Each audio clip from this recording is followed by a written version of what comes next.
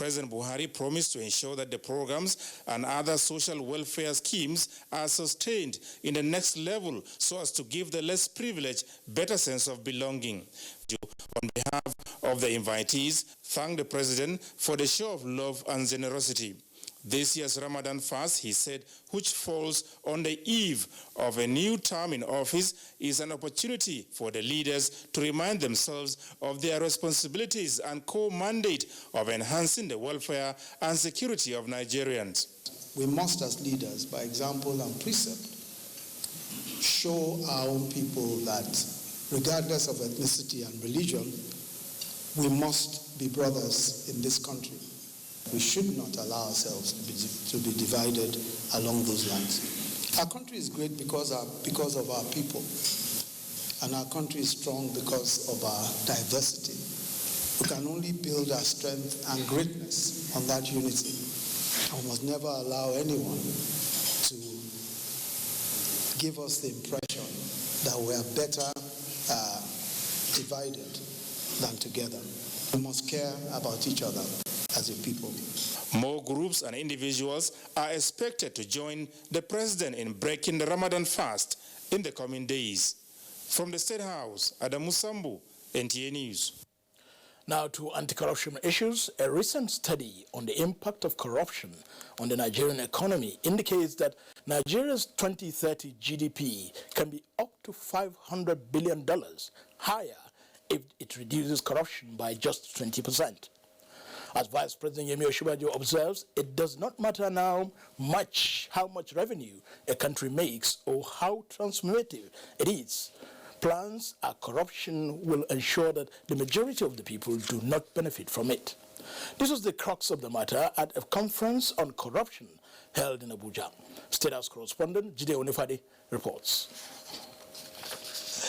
The meeting, with the theme Collaborative Approach to Eradicating the Evils of Corruption in Nigeria, is being organized by the Office of the Vice President and the Presidential Advisory Committee Against Corruption. Vice President Yemi Osinbajo explains the reason for this collaborative approach.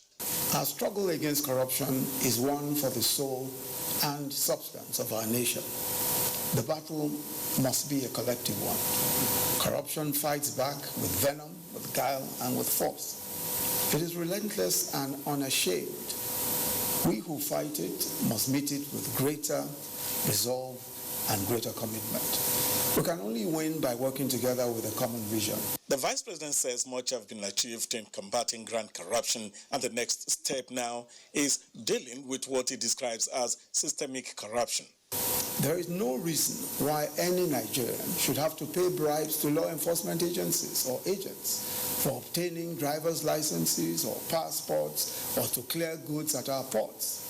Our next level is to create the environment for collaboration between our agencies, civil society, and other stakeholders. For the Presidential Advisory Committee Against Corruption, which sterling and innovative contributions to the fight against corruption received commendation from the Vice President, information and intelligence sharing among stakeholders is key.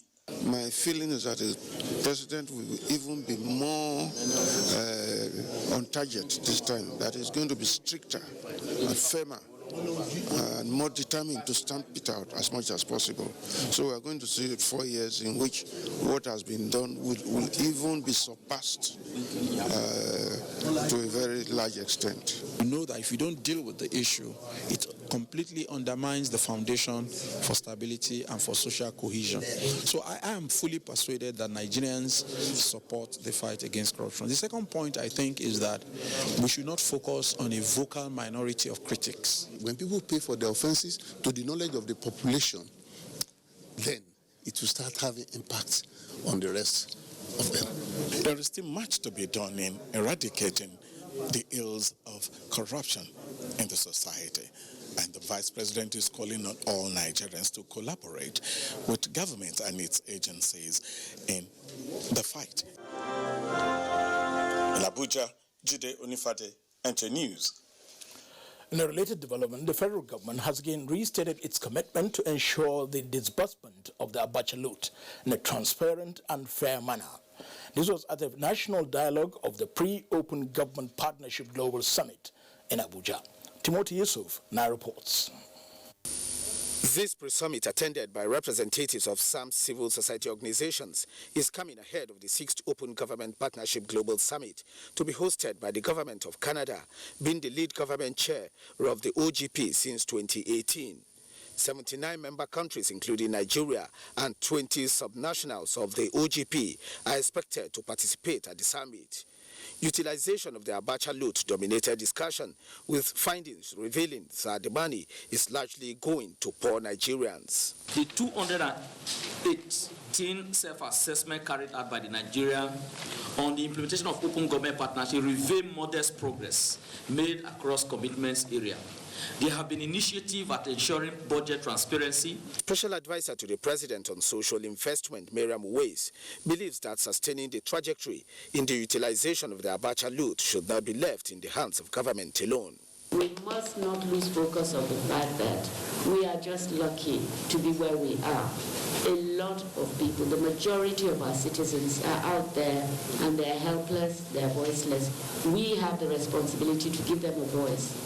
With efforts ongoing for the return of another $500 million of the Abacha loot, speakers including the Acting High Commissioner of Canada to Nigeria, representatives of the World Bank and NAITI were unanimous in their resolve that interrogating government on utilization of the Abacha loot on conditional cash transfer to poorest of poor Nigerians will be an added impetus to the initiative.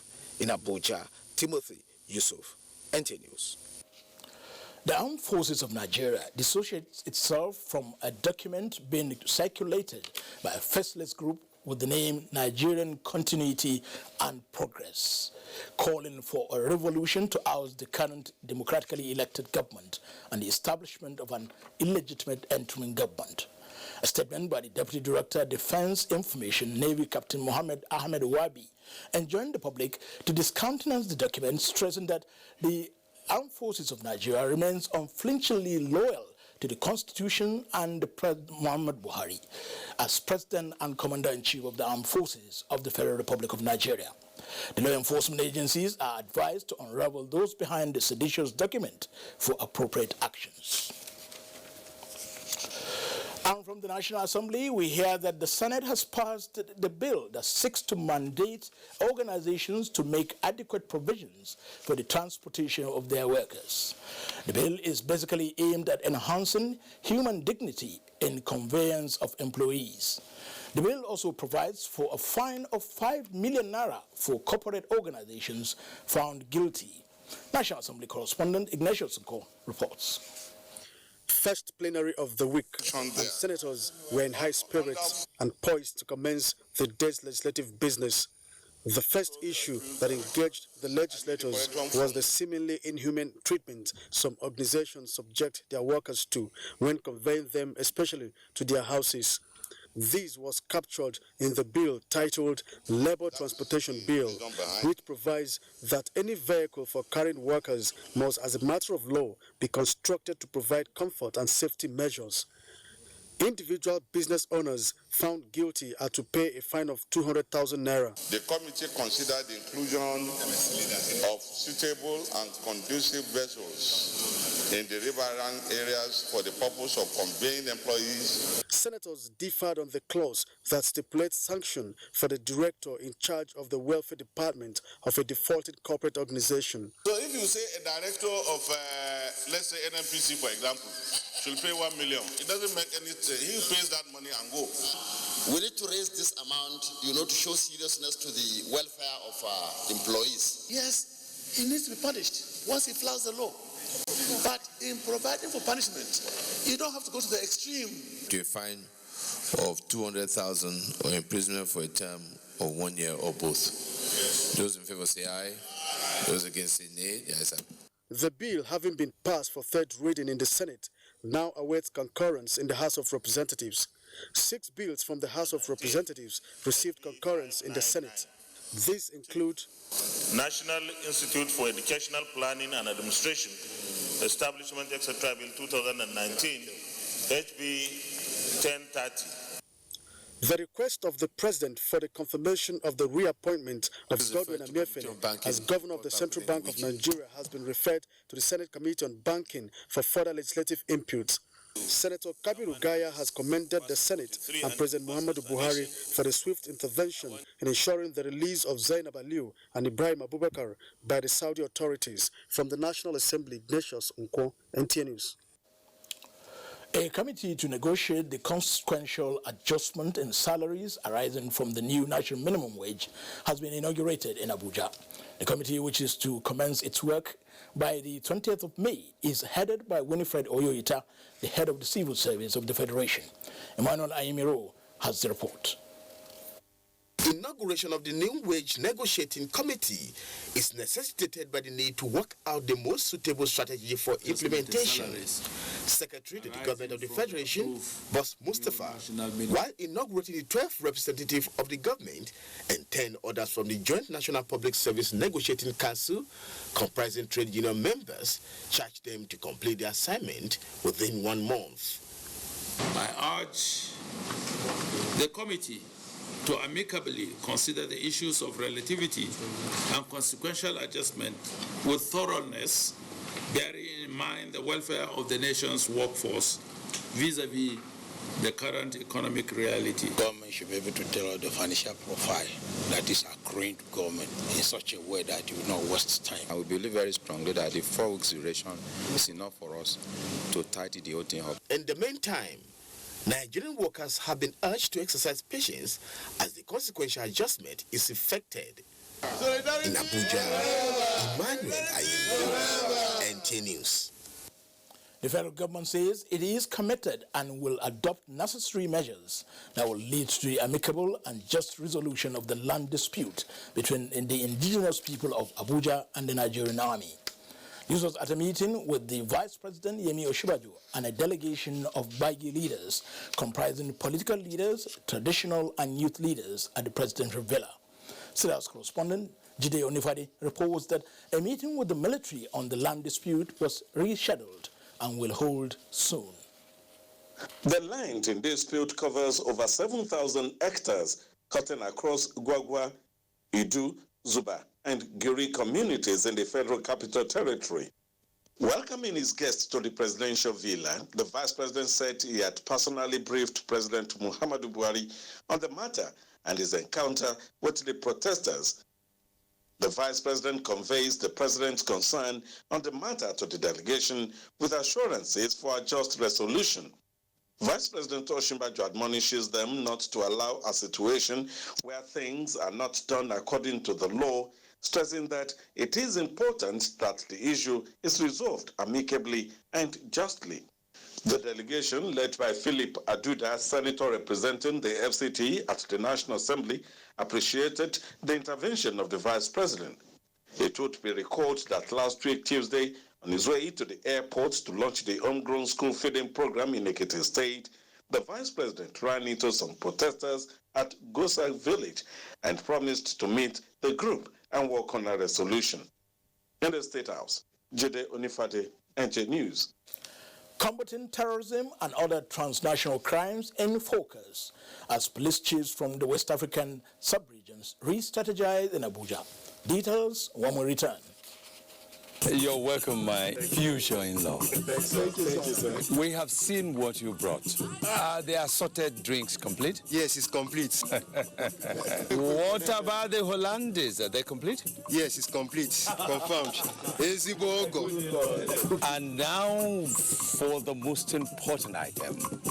Your retire well pension account number. Listen! You think I will allow you to toy with the future of my daughter and the children? This union can hold.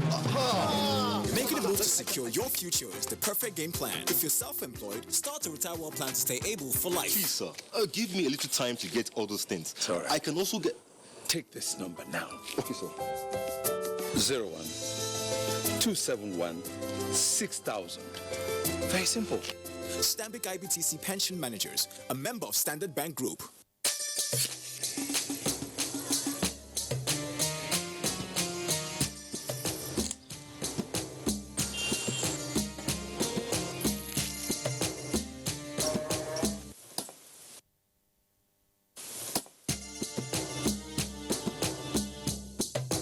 It's Ramadan. It's okay to share what you love. Ramadan Kareem from Indomie. Indomie Super Pack now available at 85 Naira. The management of the Nigeria Television Authority (NTA), Federal Radio Corporation of Nigeria (FRCN), and Voice of Nigeria cordially invites the general public to the 14th edition of the annual Ramadan lecture, which will inshallah hold on Saturday, 18th May 2019. The topic is Tolerance in Islam, to be delivered by Sheikh Muhammad Nuruddin Lemu, Director of Research and Training, Dawah Institute of Nigeria Islamic Education Trust, Mina, Niger State. The venue for the event is Lumana Multipurpose Hall, River Road, Jabi Road East, Ngorimi Jari, Kaduna by 9 a.m. Under the distinguished chairmanship of Lamido of Adamawa, His Royal Highness Muhammad Berkindo Aliyu Mustafa. The chief host is His Excellency Malam Nasr Ahmed El-Rufai, the Executive Governor of Kaduna State. Royal Father of the Day is His Royal Highness Alhaji Dr. Show Idris, CFA, Emir of Zazzau. The host Malam Yakubin Muhammad, Director General of Nigeria Television Authority, Malam Mansur Liman, Director General of Federal Radio Corporation of Nigeria, and Osta Okechukwu, Director General of Voice of Nigeria, Announcer Organizing Committee. You are welcome. The Presidential Implementation Committee on Financial Autonomy of the State Legislature and State Judiciary, under the chairmanship of Mr. Abubakar Malami, the Honorable Attorney General of the Federation and Minister of Justice, is holding a two-day retreat on strategies and modalities for the implementation of financial autonomy of the State Legislature and State Judiciary in accordance with the fourth alteration of the 1999 Constitution as amended. Date: Thursday 16th and Friday 17th May 2019. Venue: Congress Hall, Transcorp Hilton Hotel, Abuja. Time 9 a.m. prompt. Special guest of honor and keynote speaker, His Lordship, Honorable Justice Ibrahim Tanko Muhammad, Acting Chief Justice of Nigeria. The following stakeholders are invited: His Excellency Right Honorable Yakubu Dogara, Speaker; His Excellency Senator Ike Ekweremadu, Deputy President of the Senate; Their Excellencies Governors of States, Civil Society Organization, amongst others. Senator Dr. Ita Enang, Secretary, Presidential Implementation Committee. Announcer. Welcome back. President Muhammadu Buhari has renewed his appeal to the incoming members of the 9th National Assembly to subordinate all personal interests and ambitions to what it is described as the imperative awakening for the common good of Nigerians. He stated this while hosting the leadership of the Senate and House of Representatives to the breaking of the Ramadan fast. State House correspondent Adamu Sambu has details. Honoring the presidential invitation for the breaking of the Ramadan fast was Senate President Bukola Saraki, Speaker Yakubu Dogara, and all other presiding as well as principal officers of both chambers of the National Assembly. It was therefore an opportunity for President Muhammadu Buhari to not only congratulate the newly elected and re-elected lawmakers, but remind them of the great burden and responsibility placed on them by their constituents. Your principal task is to cooperate with the executive so that together we can fashion policies that will lift our people out of poverty and illiteracy. The relations between the executive and the legislature, he maintained, were not the best in the 8th National Assembly. I sincerely hope each one of us will do his uttermost to ensure there is a better working relationship between these two arms of government in the 9th Assembly so that we can serve the people better. My doors are open to all of you who have genuine concerns or advice to improve the quality of governance and service delivery to our people. Senate President Bukola Saraki had earlier thanked the President for his magnanimity, which he described as reassuring. The presence of everybody here is to show that when it comes to the coming together of leadership, coming together of building a nation, we must all come together for that purpose.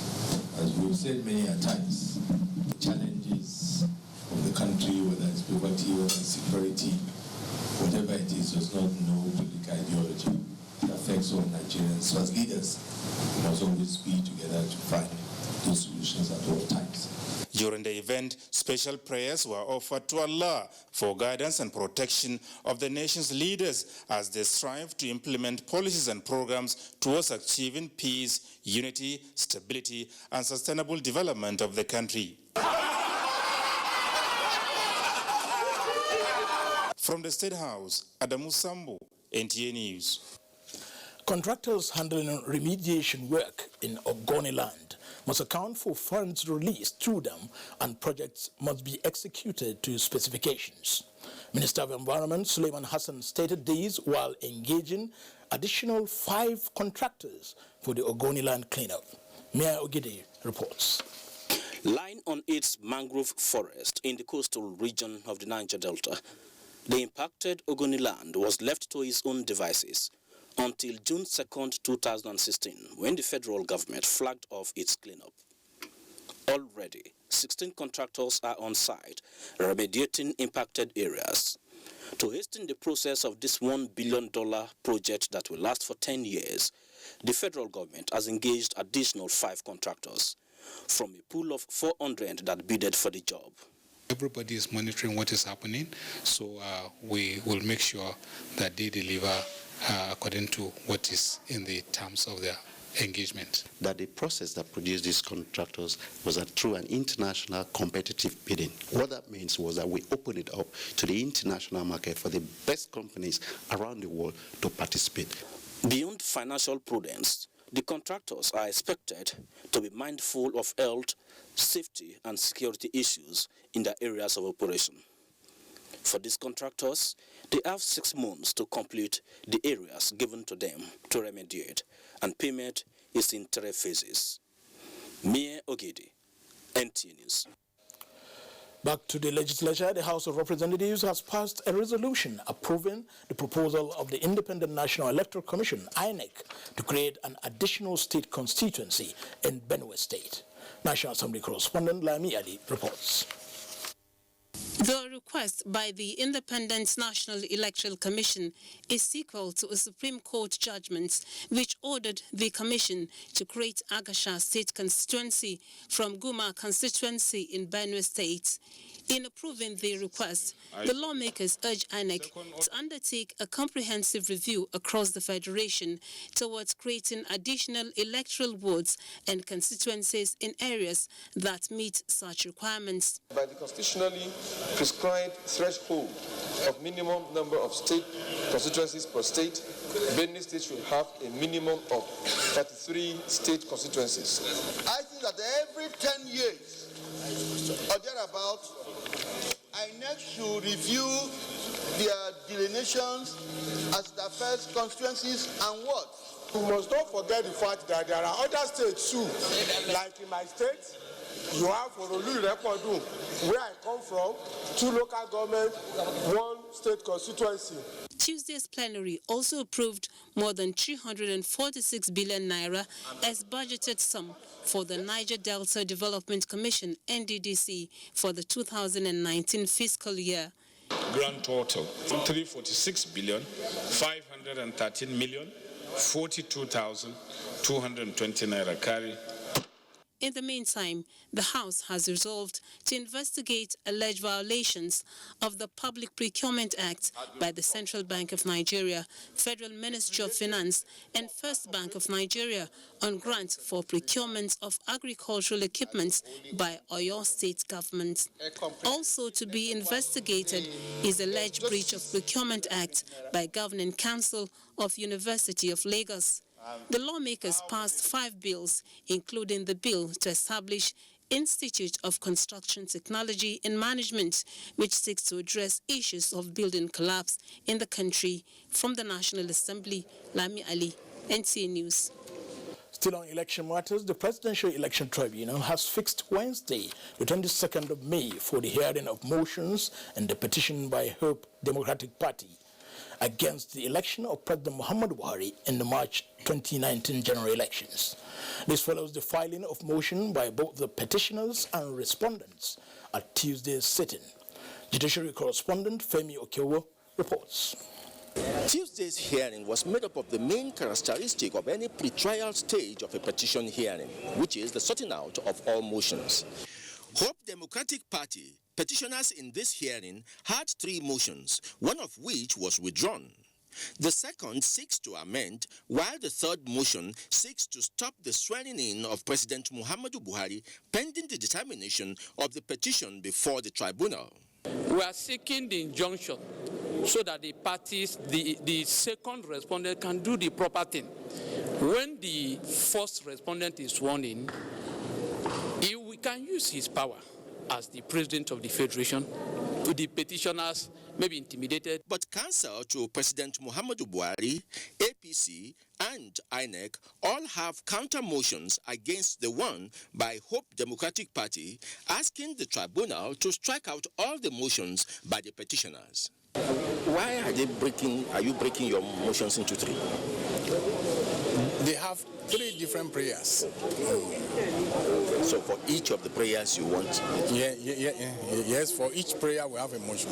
These motions that have been tabled by all the parties will now be heard on the 22nd of May, after which the main petition will then be put before the court.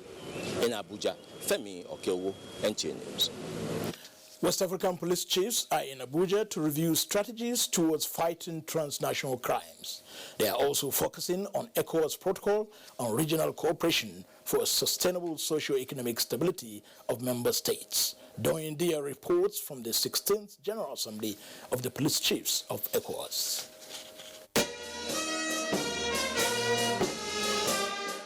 For the 16th time, they are holding General Assembly with this particular one coming at the time Nigeria is reorganizing its security architecture for effective policing.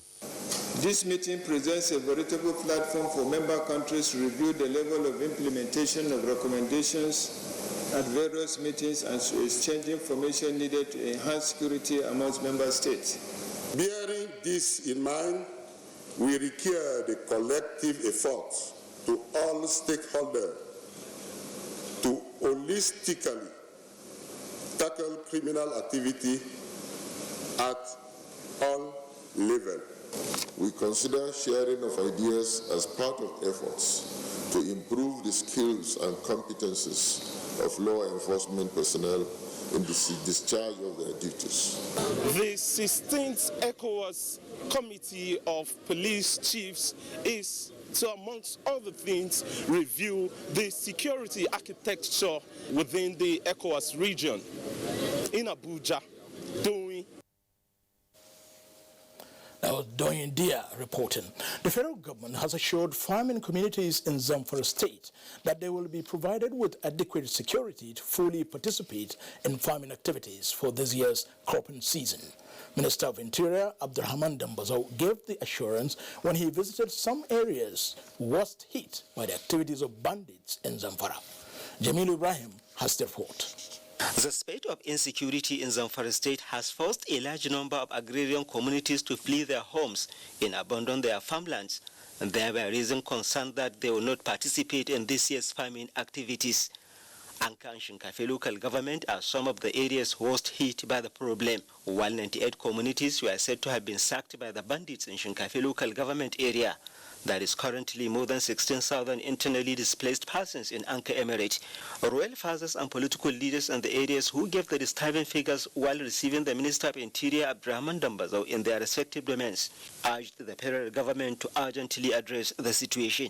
The minister, however, allayed fear of the communities, expressing optimism that with the new strategy being implemented by the federal government, adequate security will be provided for farmers in the state to fully participate in the 2019 farming activities. Mr. President is very much concerned. He asked me not only to come on a visit to Zamfara and Shinkafi and Anka, but to carry out an assessment to discuss the issues. It is the responsibility of government, no doubt, to ensure that lives and properties of citizens are well protected. And this is what we must do. It will be recalled that All Farmers Association of Nigeria's Zamfara State chapter had estimated that more than 250,000 hectares of farmlands were left uncultivated last year due to the prevailing security challenges across the state. In Gusau, Jamilu Ibrahim, NTA News. The federal government and Ekiti State are collaborating to increase the value chain in the agricultural sector. To this effect, the National Resources Spatial Analysis Laboratory has initiated discussions with the state government. Kola Adebobui has details. The diversification of nation's economy and effort of President Muhammadu Buhari to boost agriculture is gradually taking a new shape, with various stakeholders exploring different measures in achieving results for employment opportunity and food security. The Nigeria Incentive-Based Risk-Sharing System for Agricultural Lending, NISA, having identified Ekiti being an agrarian state where opportunities abound to promote agriculture, ends its partnership with the state government. The delegation of the organization, led by consultant development associate Dr. Abdulaziz Muhammad Lawa, noted that the meeting with the state government became necessary to have an insight to the importance the present administration in the state attached to agriculture, with a view to boosting the flow of funds to the sector. The idea eventually will be that government will do more in order to be able to encourage farmers and develop the agricultural sector. The Commissioner for Agriculture and Rural Development believes government intervention to transform agriculture from subsistence farming to mechanize an agro-business for food security and poverty eradication is a step which must not be taken with levity. We are looking at agriculture to bring about food security and banish poverty away from our land. The consensus of the stakeholders was that there is hope to improve the sector, to generate jobs for youths, and boost the economy rather than focus on oil sector alone. In Ado-Ekiti, Kola Adebobuyi, NT News. Ogun State Chief Judge Justice Moshomola Digbeolu has commended Governor Ibigulai Amosun's effort in the provision of infrastructure for the state judiciary. The Chief Judge, who spoke in Abeokuta, described the construction of the ultra-modern judiciary complex as a worthy legacy for the state judiciary. Lekan Agbonde has the report. We'll bring you that story. Moving on now, the ASO Television and Ultra-Modern Radio Studio has been inaugurated in Abuja by the Minister of Information and Culture, Lai Mohammed. Shuaibu Onozi Yakubu reports that the inauguration signals the commencement of the television broadcast at the station. On 19th May 1999, ASO radio station was established. 20 years after, the sister television station has now been inaugurated. Minister of Information and Culture, Lai Mohammed, challenged journalists to shun fake news and hate speeches in their reportage and provide quality content that will promote unity among Nigerians. This platform should endeavor to develop content that will unite Nigeria. FCT Minister Muhammad Musa Bello emphasized that the inauguration of the ASO TV is a manifestation of the administration's drive at completing all ongoing projects in the territory. The FCT administration has already decided to grant to full financial autonomy with the needed financial grant that will put you on your feet. But of course, on a long-term basis, you have to work out a plan that can sustain your institution. Although we are ready to commence full transmission and increase gradually, we cannot do so until some of the tools of the job like cameras, teleprompters, fly-away kits, vehicles, etc. are supplied. FCT Minister and Minister of Information and Culture inspected facilities at the ASO Television and also had a live interview session at the newly inaugurated ASO Radio Studio. Shuaibu Onoze Yakubu, NTA News. When I join Hingido John Adams in Lagos for more stories on NTA Network News. Over to you, Hingido. Thank you, Kudu, and welcome to Lagos. The Federal High Court sitting in Lagos has fixed the 31st of May to rule on the objections to the admissibility of statements made by the defendants in the ongoing trial of former Aviation Minister Femi Fani-Kayode and 3 others facing money laundering charges. Vera Chimoba has more. The former Aviation Minister Femi Fani-Kayode is facing charges bordering on 4.6 billion naira money laundering alongside former Minister of Finance Nenadi Usman and Yusuf Danjuma, former Chairman of Association of Local Governments of Nigeria.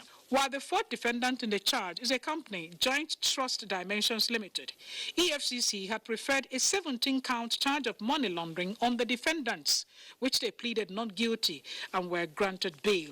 Mr. Shuaibu, an EFCC investigator, was led in evidence by the prosecutor Rotimi Oyedapo.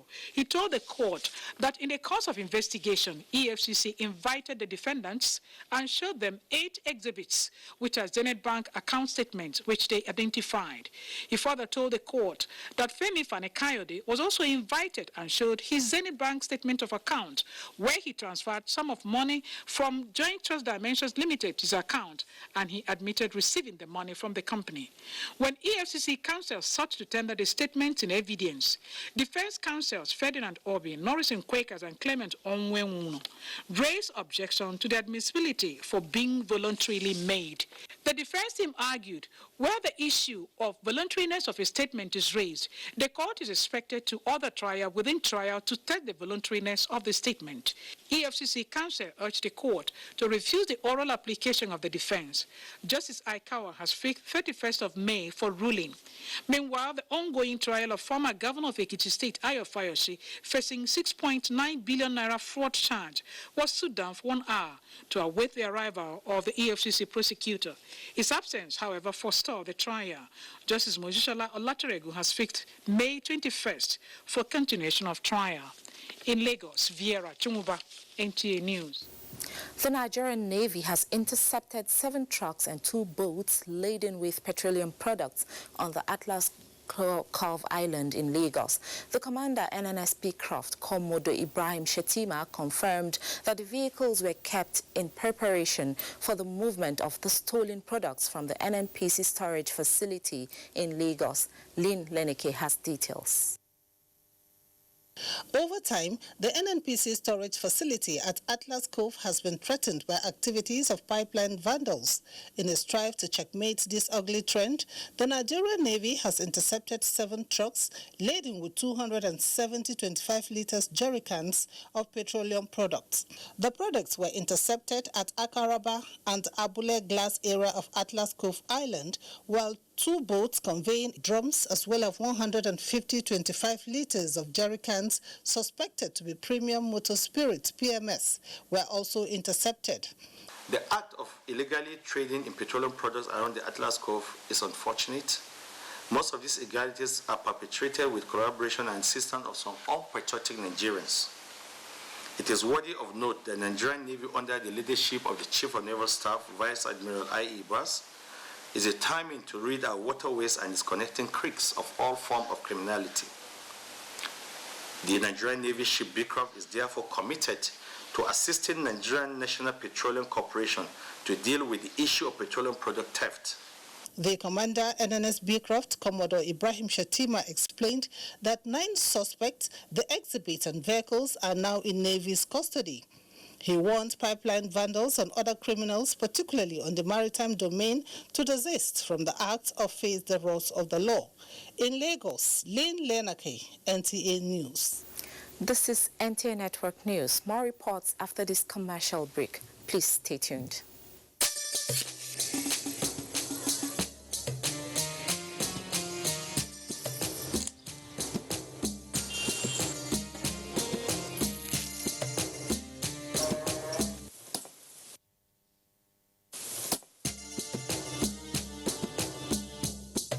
It's Ramadan. It's okay to share what you love. Ramadan Kareem from Indomie. Indomie Super Pack now available at 85 Naira. They are there at the crack of dawn. They are there busy preparing while we rise for our day. They are there silently, guarding, waiting, listening, and watching. They are there ready in the sky above and the waters below, in the blistering heat of the day, in the dead of night, willing, indefatigable, determined in the defense of the sovereignty of our country. They are our first line of defense and our last. They who have paid the ultimate price in defending us. They are fathers and uncles. They are mothers and sisters and girlfriends and boyfriends. They are brothers and cousins and best friends and neighbors. They are classmates, colleagues, and citizens of this nation. They are our defenders and deserve our respect, our prayers, our thoughts. Nigeria, please support our armed forces. These days, people get their news and information from more media sources than ever before. Some of the news and information given are fake, unverified, doctored, and manufactured to create confusion, stir disaffection, and cause disunity. Before you believe or share any news, ask yourself, is this real? Is it from a credible source? Is it verified or verifiable? Fake news is dangerous. Whether you do it for fun or for political gains, real people can get hurt. Fake news, don't create it, don't spread it. This is a public service announcement from NTA. Welcome back. In Abuja, a look at the Nigerian equities market showed that sell pressures continue as the Nigerian Stock Exchange All-Share Index dips. Amina Nujan is here with more stories on business news. Thank you, Mohammed. On business news today, agriculture provides about 26% of Nigeria's gross domestic product. Now, this is in addition to employing an estimated 42% of the country's population. This notwithstanding, the sector is confronted by challenges translating to untapped potentials. To address some of these challenges, the Nigerian Economic Summit Group, in a public-private dialogue with agriculture players, advocating the passage of the agribusiness bills in Nigeria. The group believes that these bills, when passed, will improve the productivity of agriculture, thereby further boosting the economy. Discussions centered on strengthening policy environment for fertilizer, seed, warehouse receipt system in Nigeria. There are gaps in the agricultural sector as an economic activity. And these bills now will become catalysts. They will trigger certain economic tools or mechanisms to be made available to farmers. We need the policies to be implemented so that the smallholder farmers can be able to increase her income and increase her standard of living, and quite sure we'll be able to feed the nation. Now to agriculture. Moving away from agriculture to single treasury account, which was introduced in 2012 but implemented by the Buhari administration, about 30 trillion naira turnover has been recorded, a development that is now being understudied by other African countries. A Gambian delegation currently in Nigeria is taking a cue to curb illicit financial flows, ensuring liquidity in the country and fighting corruption, and has been engaging officials of the Ministry of Finance. Because when we are looking for developmental, efforts, we tend to look to the West. We do not look inwards. We are going to bring in all the accounts of all the foreign missions under the Treasury Single Account.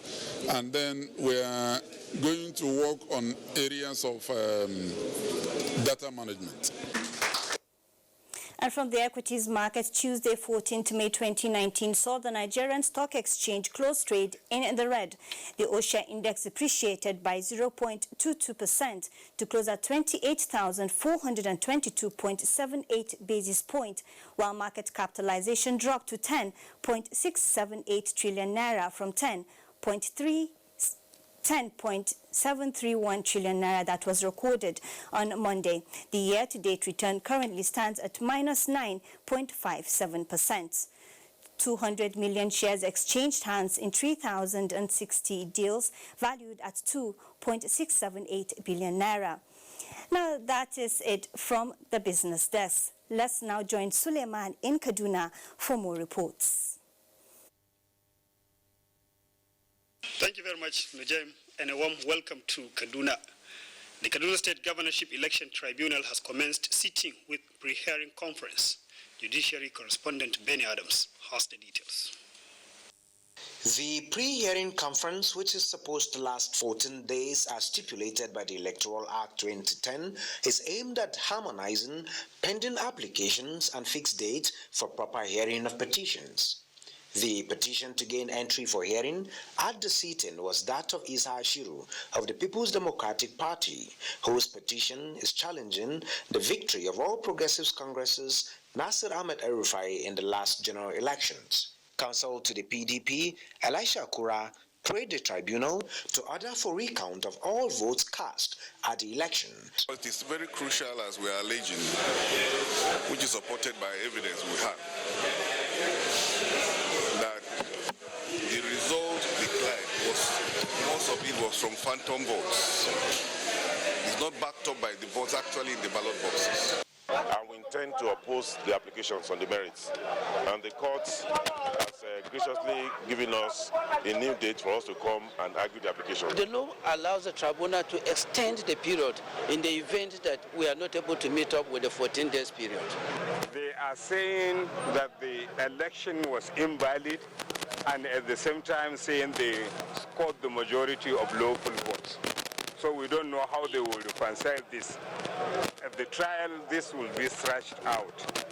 Saturday, the 25th of May, is set as date for hearing of all pending applications.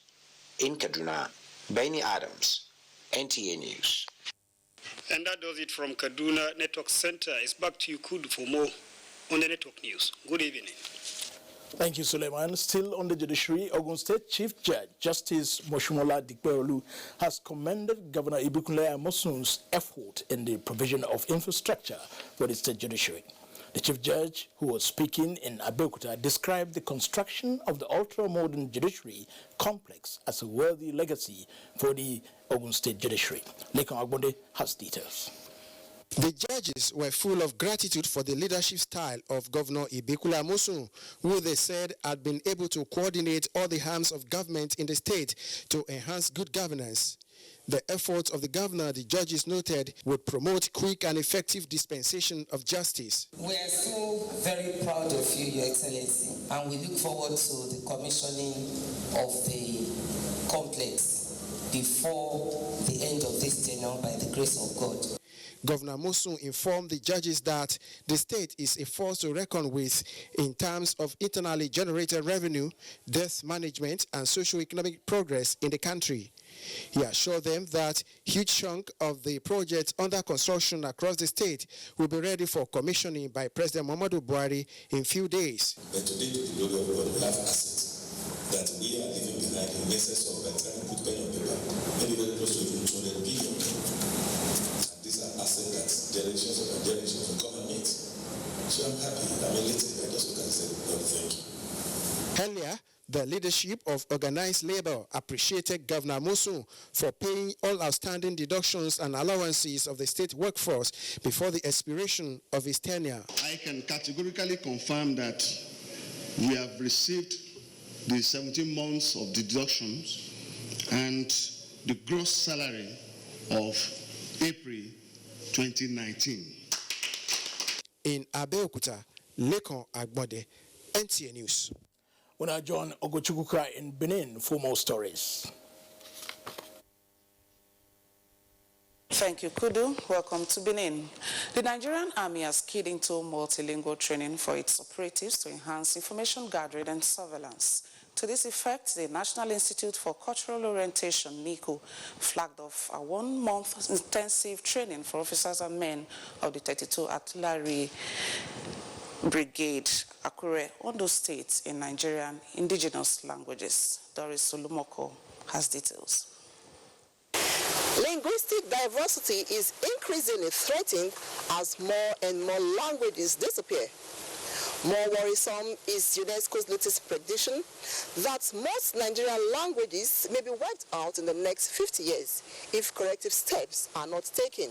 It is against this backdrop that the National Institute for Cultural Orientation decided to extend the lecture on Nigerian language program to the barracks, with the maiden edition holding at the 32 Artillery Brigade, Owena Barracks, Akure. Is to equip the army to be able to function well in carrying out their duty. Participation at the 2-month intensive training program is free, and participants will be equipped in the 3 major Nigerian languages of Igbo, Hausa, and Yoruba. We expect the participant from the Nigerian Army to be able to speak and understand the languages so as to facilitate military civil relations. The Indigenous Language Program is a core objective of the National Institute for Cultural Orientation, conceived in 2007 in response to the disheartening status of languages globally and the Nigerian indigenous languages in particular. In Akure, Doris Ulumoko, NTA News. Still ahead tonight is sports. Don't go away.